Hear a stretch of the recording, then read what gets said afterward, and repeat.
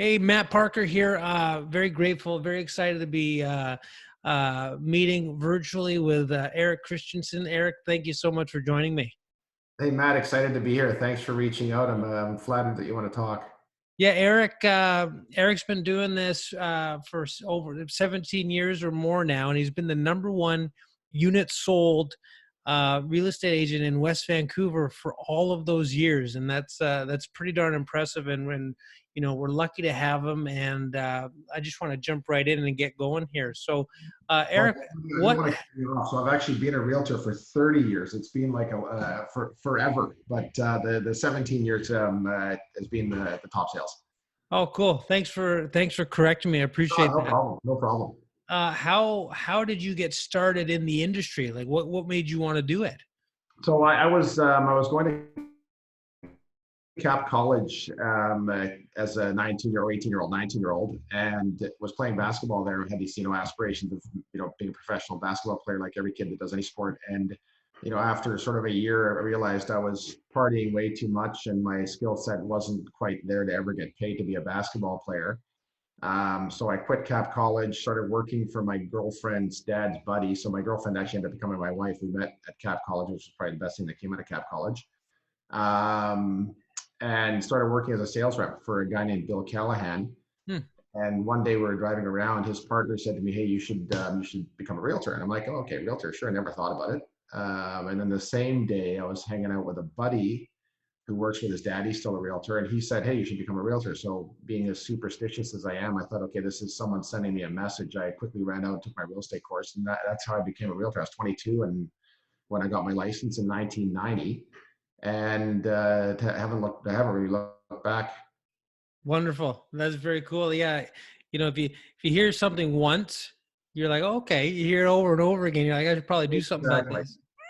You have to take the message and take it. Yeah. Yeah, yeah, definitely. Why do you love what you do? What do you love about the industry? I mean, there's so many things, but really the main thing is we meet so many incredible people. You're helping them make a decision on their biggest asset they have, whether they're selling or buying. I'm flattered every time I win a listing, or if someone chooses me to buy a house. It's like I just think, wow, this is amazing. These people trust me with what a huge asset and what is their home. Hmm. So yeah, those interactions and the friendships, like I do 90% of my business is in West Vancouver, and it has been probably for the last 20 years of my 30-year career. And most of these people become my friends. I still talk to them all the time. I'll phone them up and say, "Hey, how's it going? What are you doing? How are your kids?" Like it's not even the business is done, and it's moved on to a friendship and a relationship, I love doing it. I get the same thrill when I win a listing or negotiate a sale for someone as I did when I was 22 years old. Mm, that's impressive. That's probably hard to find out there. I'm sure that you just have to have it in you to just have that passion or that love for something. So that's really cool. But I Uh, think that's what's helped with the success. I think, it's sort of a cliche, but you can't be successful at something if you don't love it. So I know a lot of people over the years that I've seen come into business because they allure of these big commissions and all the money. Well, they don't like meeting people. They don't like negotiating. They don't like working late at night. And mhm. they're not realtors a few years later. Yeah, it just won't work. Yeah, you have to have both. Exactly. It's a business where there's a ton of sacrifice, but the reward is huge. But you can't put up with those sacrifices if you don't love doing it. Yeah, no, I agree 100%. I mean, obviously growing up around the mortgage world, Yeah. having my father in that for many, many years as well.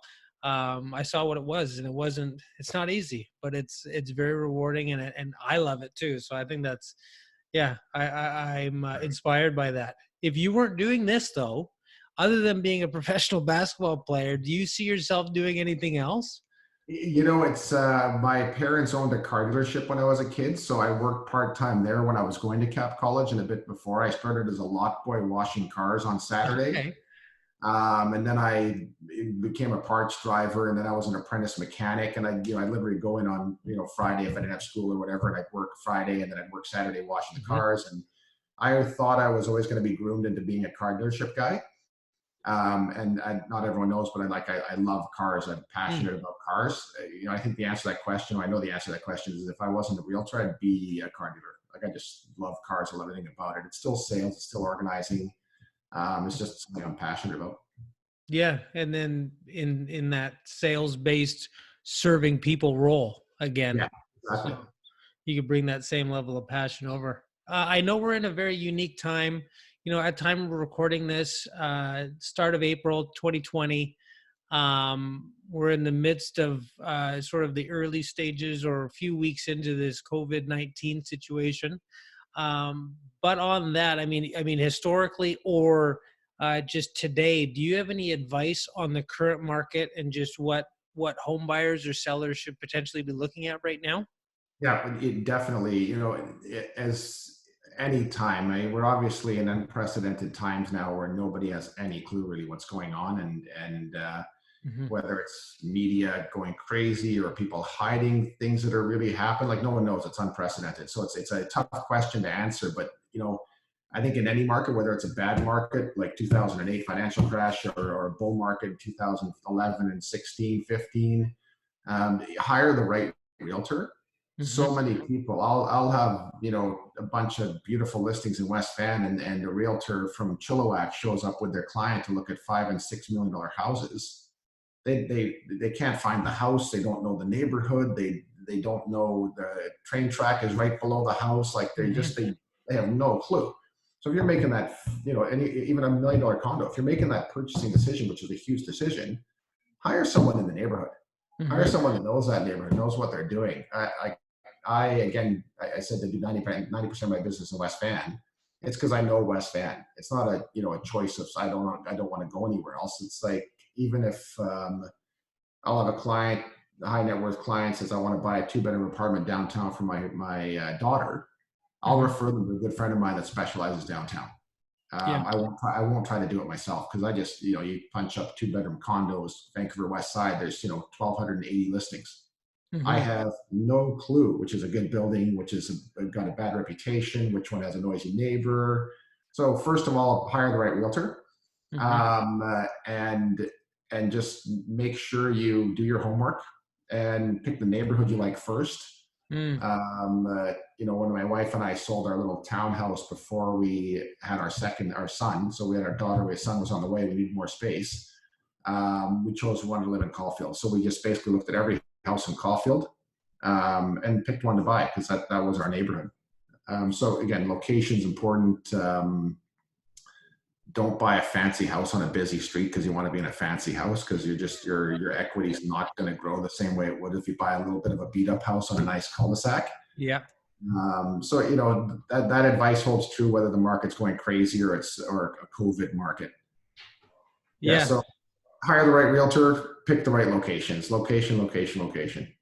Yeah, no, that's nice you say that, because that's what I always tell clients too. It's where do you want to be? Perfect. Number That's one. Yeah, because I think too many people just say, what can I purchase, or what can yeah. I get into, instead of where do you really want to be? Where do you see yourself? So I love that advice. I think that's great. I have a kind of an ad hoc question here of, if you think of, like, what would be the most memorable property that you've sold or helped the client purchase over the years? Oh man, there's so many. It's like it's impossible to pick one. You know what? I don't know.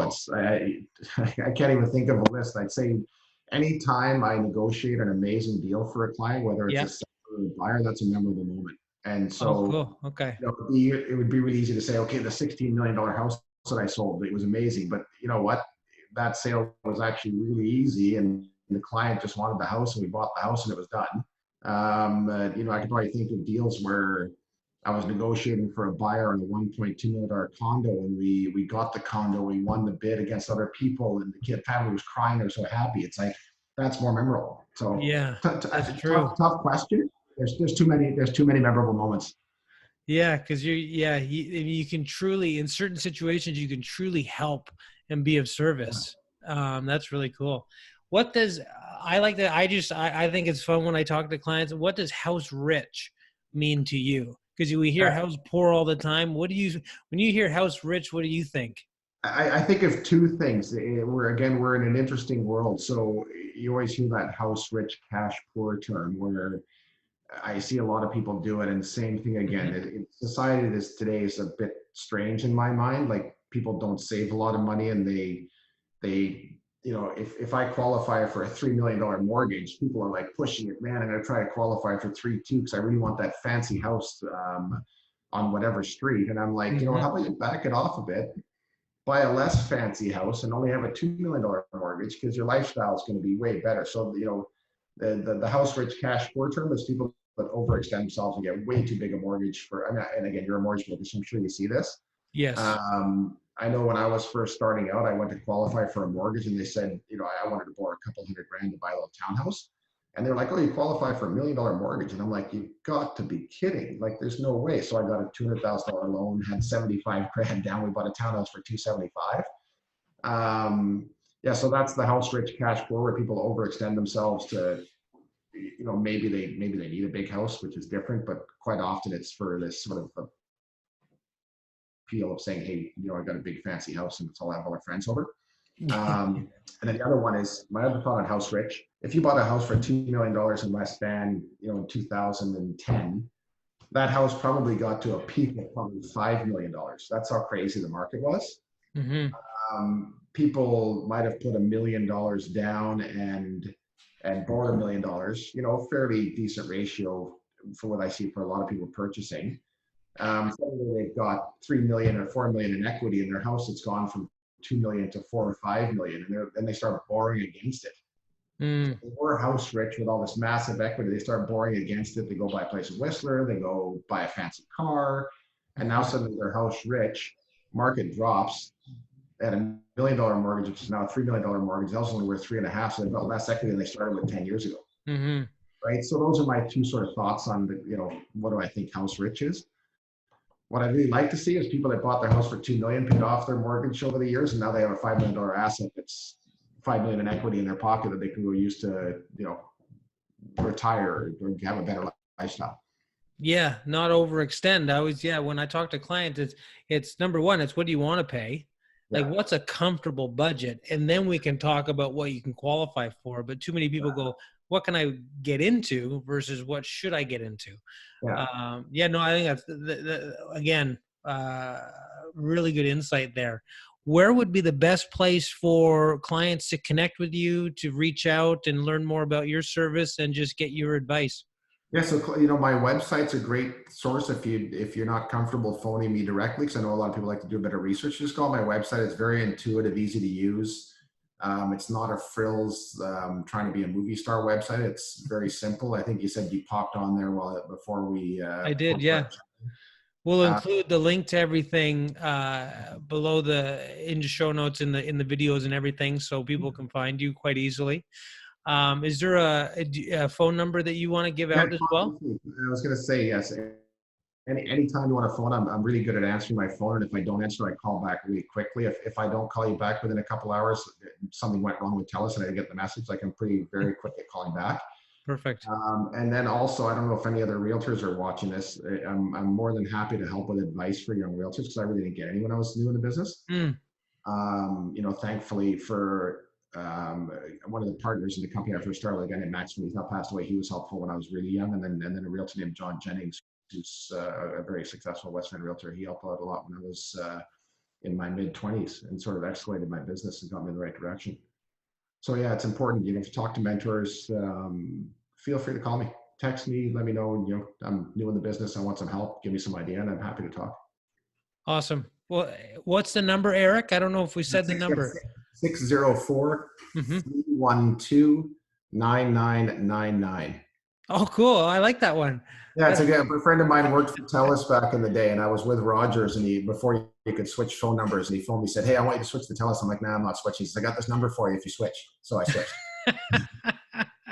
That's a good story. I love that. Well, thanks again. Grateful to have you. I've learned a lot. I'm really, it's been a pleasure. And is there anything you want to leave us with or you know what? Yeah, just happy to have been a part of it, Matthew. Really appreciate it. Good for you for doing this, and it's it got me to shave this morning and fix my hair. Yeah, my wife said, "Wow, what's going on?" Yeah, I was gonna laugh. We're all gonna have really long hair and beards at the end of this. No kidding. Thanks again. I appreciate it. You take care. Okay. Have a great day. Enjoy the time with the kids. Yeah, you too. Okay. Bye. Bye.